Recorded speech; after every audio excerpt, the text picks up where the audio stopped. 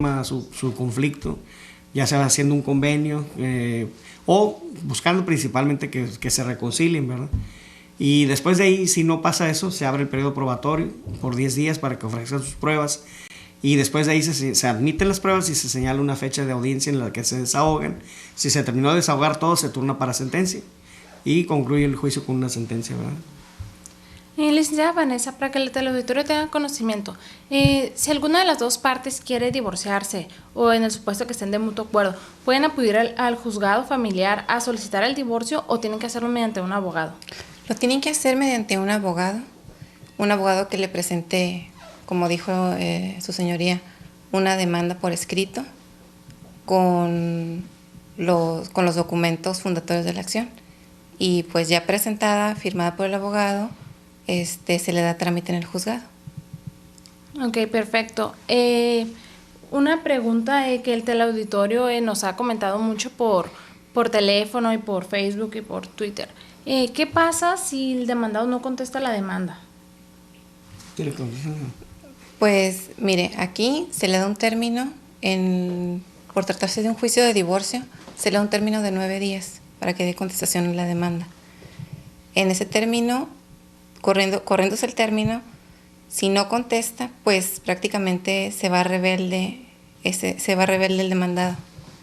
Y pues se solicita la rebeldía, se sigue igual, todas las etapas se agotan del juicio, pero pues sin el demandado no pone excepciones ni contesta la demanda. Ok, para que el teleauditorio tenga conocimiento, ¿qué significa que se va rebelde? Que el juicio se va en la rebeldía del demandado. Pues bueno, en este caso es que no se apersona al juicio, no contesta en relación a las prestaciones o a los hechos que está manifestando la parte actora. Y eso le trae unas consecuencias, ¿no? Sí, claro, en la sentencia se refleja. En la sentencia, obviamente les facilita mucho el camino a la parte actora, ¿no? Porque al no haber pruebas, no haber unas excepciones ni nada que oponer en contra de lo que está diciendo, pues aunque en materia familiar se le tiene por contestando en sentido negativo, dice, como negando todos los hechos, pero ya en la audiencia, pues al no presentarse a desahogar las pruebas, obviamente va a haber una confesión ficta que le llamamos, porque se califican las preguntas, las posiciones que se le van a articular, y al no estar presente se le tienen ahí sí por confeso, o sea, aceptando los hechos. O sea, si el demandado no contesta la demanda de divorcio, es muy probable que salga reflejado eso en la sentencia de divorcio. Sí, que de hecho hay personas que pierden los juicios aún en rebeldía, ¿verdad? Pero porque no acreditan la acción. Y una vez contestada la demanda, ya en la audiencia de conciliación de pruebas y alegatos, como nos comentaba hace unos momentos, ¿qué pasa si los cónyuges se reconcilian? Si es un divorcio voluntario, pues pone término al juicio, ¿verdad? En cuanto denuncian la reconciliación, se acaba el juicio. Y en un divorcio necesario, pues pasaría lo mismo si se reconcilian, que les comentaba hace rato que es muy raro que pase eso. Realmente lo que llega a pasar es que cambian la vía, mejor presentan un convenio y donde se quieren divorciar de otra forma y no en la forma en que estaba planteado inicialmente, ¿no? Y en esa audiencia de conciliación de pruebas y alegatos, ¿qué pruebas se pueden ofrecer? ¿Qué pruebas pueden ofrecer tanto el actor como el demandado? Bueno, pueden ofrecer la prueba confesional, testimoniales, la declaración de parte y pues las documentales que son pues con los fundatores de la acción. Cualquier prueba tendiente a demostrar el hecho que pretenden, ¿no? Que pretenden acreditar. Documentos, testigos. Muy bien. Y después, una vez celebrada la audiencia de conciliación, pruebas y alegatos, ¿qué es lo que prosigue en el juicio de divorcio? Bueno, en el juicio de divorcio primero es una etapa, ¿no? Que es la conciliación. No llegan a nada, se abre el periodo probatorio, ofrecen sus pruebas y después el desahogo de las pruebas. Y si no pasa, si no vayan o no una de las partes, se sigue a cabo el juicio en todos sus términos y se pasa a sentencia, se cita para sentencia, la cual pues ya pone fin al divorcio, ¿no? De alguna manera. Una vez, licenciado, que ya se dictó sentencia en el juicio de divorcio necesario, ¿qué es lo que sigue? ¿Cómo las personas pueden tramitar su acta de divorcio? Sí, de hecho, cuando se dicta el auto donde se declara firme la sentencia, donde se declara que ha causado ejecutoria, ahí mismo se ordena el enviar un oficio y con copia certificada de la sentencia al registro civil del lugar donde se casaron para que se procedan a hacer las anotaciones. Y ya cuando ellos quieren pueden solicitar en cualquier momento un acta de divorcio. Pero ya son trámites administrativos porque de hecho el divorcio ya lo tienen, ¿verdad? Y en dado caso que ninguna de las partes logra acreditar mediante las pruebas que ofrecieron en la audiencia de conciliación en la causal que invocaron en el divorcio, ¿qué sucede en esos casos? Continúan casados, ¿verdad? Se dicta una sentencia donde no acreditó la acción el actor y el demandado a veces no acreditó sus excepciones o no contestó la demanda, pero subsiste el vínculo matrimonial. Y ocurre con mucha frecuencia. Hay veces, hay juicios que llevan 1 año, 2 años y viene concluyendo con una sentencia de esa naturaleza que me imagino que las partes cuando lo ven deben sentirse frustradas y más el que tenía el interés en divorciarse, ¿verdad? Y cuando las dos partes solicitan la custodia de los hijos, ¿qué es lo que usted toma en consideración como juzgador para otorgar la custodia ya sea al padre o a la madre? Hay muchos factores, ¿no? Una es escuchar a los hijos y más cuando ya tienen cierta madurez para ver cuál es su deseo, con quién desean permanecer la mayor parte del tiempo. Otro es siguiendo los criterios que tiene la Corte, que habla que los hijos menores de 7 años deben de estar siempre con la madre. Ya cuando rebasan esa edad, pues ya pueden estar con el padre, ¿no? Pero no se vuelve a veces regla, ¿no?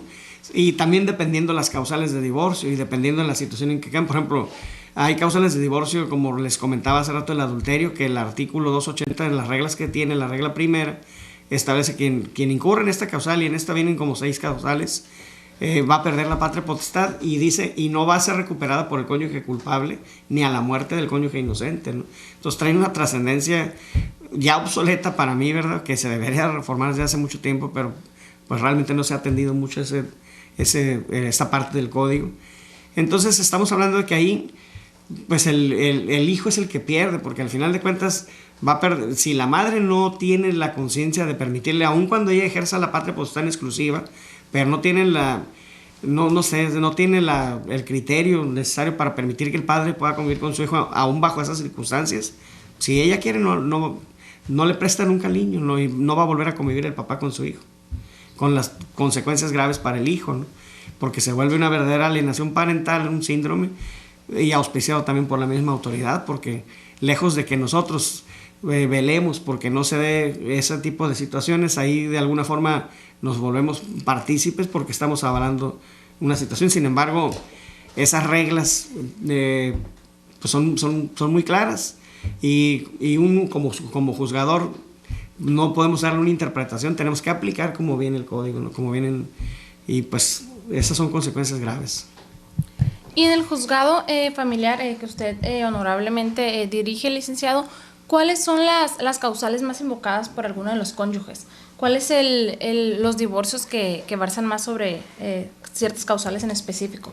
La más usada es la causal 17, que es la separación por más de 1 año, independientemente de la justificación o injustificación que se haya dado.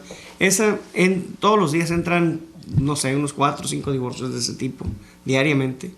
Esa causal es la más socorrida, es la que más sentencias sacamos, es la que les provoca menos conflictos a las partes, porque al final no tienen que acreditar ni siquiera, nomás tienen que acreditar que pasó 1 año y que ya no han hecho vida en común. ¿Y se puede acreditar de igual forma mediante testigos? Pues con testigos, y muchas veces ahí no hay ni conflicto porque las partes contestan, sí, efectivamente, o muchas de las partes contestan queriendo excepcionar, pero dicen, variando nomás la fecha, pero al final hace uno la cuenta y se da el año, entonces dicen, no es cierto, porque sí nos separamos, pero no fue en septiembre, sino que fue en agosto.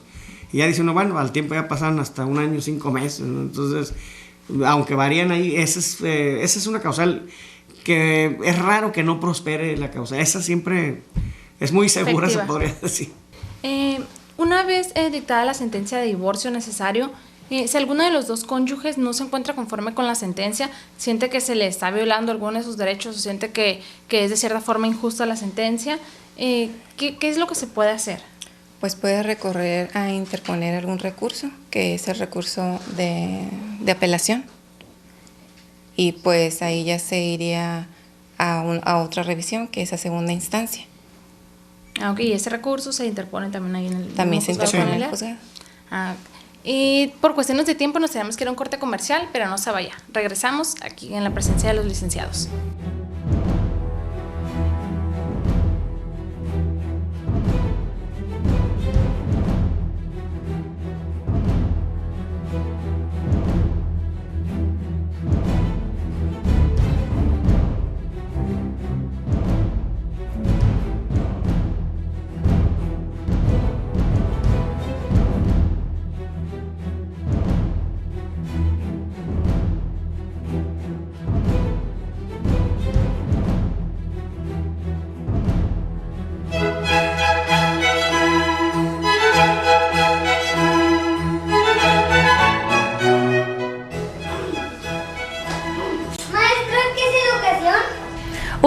qué creen que es educación? Tengo derecho a conocer mis derechos.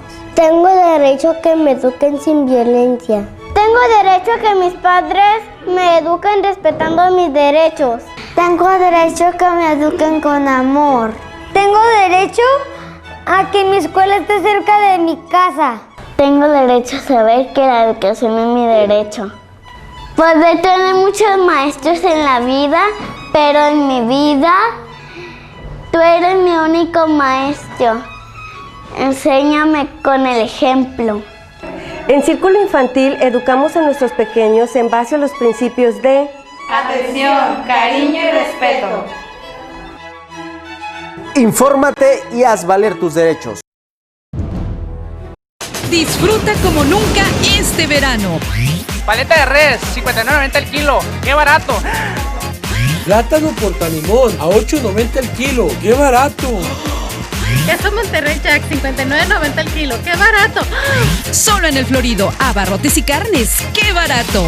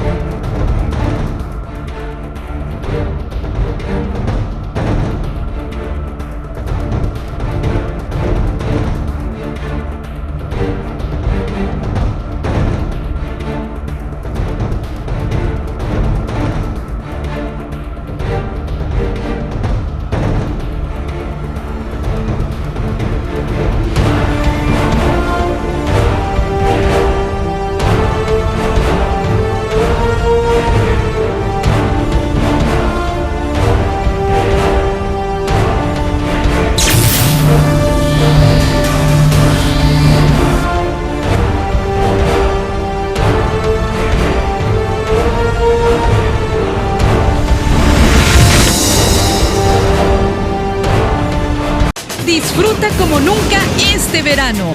Aceite vegetal Cártamus, 17.90. ¡Qué barato! Agua Star Sprite con 29.90. ¡Qué barato! Brazo, varios aromas, 4.90. ¡Qué barato! Solo en el Florido, abarrotes y carnes. ¡Qué barato!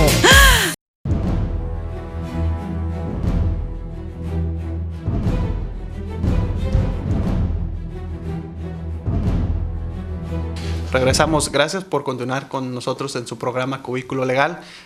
Seguimos con la presencia de la licenciada Vanessa Calderón Hernández, secretaria de Acuerdos del Juzgado Segundo Familiar, y el juez segundo de lo familiar en esta ciudad, el maestro Gustavo Adolfo Villarespe Muñoz. Comentando o dándole seguimiento al tema del divorcio que se ha estado tratando en estos bloques, hay una etapa, se podría decir, importante, que es la etapa de conciliación. Obviamente sabemos que muchas de las veces las partes ya van decididas a iniciar una contienda para dar o resolver su problema mediante una sentencia. Entonces, el juez y la secretaria de Acuerdos están obligados a conciliar a estas partes. ¿De qué manera se desempeña esa labor como secretaria de Acuerdos en ese juzgado? ¿En qué consiste esa función? Pues mire, como usted lo menciona, sí es una de las etapas yo considero más importantes en el procedimiento de divorcio. Aquí pues se citan para un día y hora y esta conciliación la llevamos a cabo únicamente con las partes en el juicio, sin abogado, sin nadie que esté presente. Y pues de alguna manera se les exhorta para, primeramente, a ver si ese matrimonio tiene algún remedio, si pueden conciliarse. Y en el caso de que, como comenta también usted, si ya se les ve muy decididos a ya no seguir casados, se les exhorta también para que realicen un convenio y así den por terminado ese juicio de la mejor manera posible y pues también de una forma más rápida, presentando un convenio al juzgado. En ocasiones hay veces que elaboramos el convenio ahí mismo cuando ya más o menos tienen más claro qué es lo que quieren en relación a custodia, a pensión, a los bienes. Y en caso de que no vengan preparados los abogados o ellos, les damos un término o piden un término para exhibir un convenio. Y exhibido el convenio se ratifica y pues ya dan así por terminado su controversia. Puede ser una manera pacífica, siempre y cuando haya voluntad para resolver esta problemática de un divorcio. También otra de las etapas importantes, ya cuando se va a iniciar la etapa probatoria y algunas de las veces hay intervención de los menores que los llegan a ofrecer como testigos o durante todo este procedimiento, ¿hay una autoridad que salvaguarde sus derechos, que intervenga en defensa de estos menores?